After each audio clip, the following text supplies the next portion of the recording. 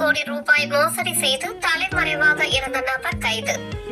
திருப்பூர் மாவட்டம் பல்லடம் அருகே வேலப்ப கவுண்டம் பாளையத்தை சேர்ந்தவர் சிவகுமார். இவரது சகோதரர் விஜயகுமார் மற்றும் விஜயகுமாரின் மகன் ராகுல் பாலாஜி மற்றும் பிரவீனா ஆகிய நால்வரும் சேர்ந்து கோவை, திருப்பூர், ஈரோடு ஆகிய பகுதிகளில் 50க்கும் மேற்பட்டோரிடம் தொழில் செய்வதற்கு வங்கி கடன் வாங்கி தருவதாகவும், உங்களது தொழிலில் பங்குதாரராக சேர்ந்து கொள்கிறோம் என கூறி 50க்கும் மேற்பட்டோரிடம் நிலம் மற்றும் வீட்டு பத்திரத்தை வாங்கிக் கொண்டு வங்கி கடன் பெற்று தராமல் சுமார் 200 கோடி ரூபாய்க்கு மேல் மோசடி செய்துள்ளனர்.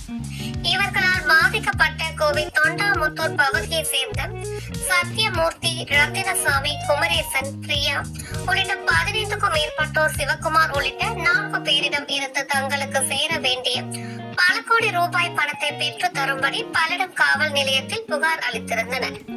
இவர்களது புகார் தொடர்பாக பல்லடம் போலீசார் எந்த நடவடிக்கை மேற்கொள்ளாததால் மாவட்ட ஆட்சியரிடம், திருப்பூர் மாவட்ட காவல் கண்காணிப்பாளரிடம் தொடர்ச்சியாக புகார் மனு அளித்தனர்.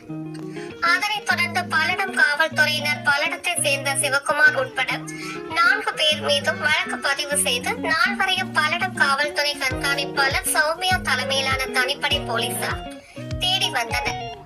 கடந்த 3 மாதங்களுக்கு சிவகுமார் மற்றும் பிரவீனா ஆகியோர் கைதான நிலையில் இருவரும் ஜாமீனில் வெளியே வந்த பின்னர் மீண்டும் நீதிமன்றத்தில் இருவரும் ஆஜராகாததால் பிடி வாரண்ட் பிறப்பித்து நீதிமன்றம் உத்தரவிட்டது. கடந்த 3 மாதங்களாக நீதிமன்ற பிடியாணை உத்தரவுப்படி தனிப்படை போலீசார் ஆந்திரா, கேரளா, கர்நாடகா ஆகிய மாநிலங்களில் சிவகுமார் மற்றும் பிரவீனா ஆகியோரை தேடி வந்தனர். இந்நிலையில் கடந்த 2 மாதங்களுக்கு முன்பு பிரவீனாவை திருச்சியில் வைத்து கைது செய்து நீதிமன்றத்தில் ஆஜர்படுத்தி சிறையில் அடைத்தனர்.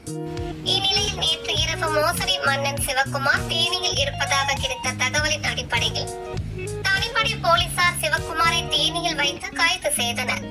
கைது செய்யப்பட்ட சிவகுமாரை பல்லடம் அழைத்து வந்து மருத்துவ பரிசோதனைக்கு பின் நீதிமன்றத்தில் ஆஜர்படுத்தி சிறையில் அடைக்கப்பட்டுள்ளனர்.